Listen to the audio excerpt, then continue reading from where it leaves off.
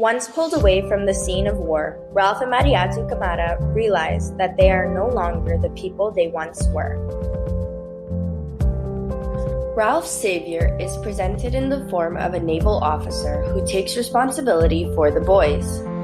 In these last moments of Lord of the Flies, Ralph looks at the officer dumbly.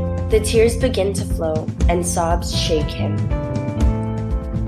For the first time, Ralph shows his vulnerability and allows himself to be alleviated of all that was on his shoulders prior to being discovered. From the beginning to the end of his journey through war, Ralph has remained confident and courageous in all he does. But with a chance to finally reflect and let his guard down, Ralph weeps for the end of innocence and the darkness of man's heart. Having forms of brutality and savagery present for the entirety of the novel, Ralph reflects on all the actions committed by and against him that represent the selfish darkness behind every war. Mariatu receives time to mourn the effects the war had on her as well, but expresses it in a different manner than Ralph.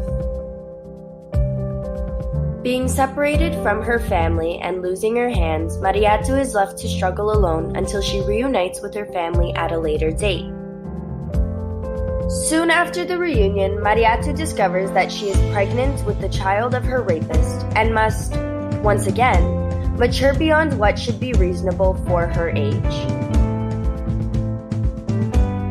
Instead of sadness as Ralph expressed during his experience after the war, Mariatu reflects and feels rage at every negative occurrence she has gone through. Even in what should be times of joy, Mariatu wonders if she will ever have one of those happy moments again. As Mariatu grows older, she becomes more accepting of her past and says, "Something in me had changed.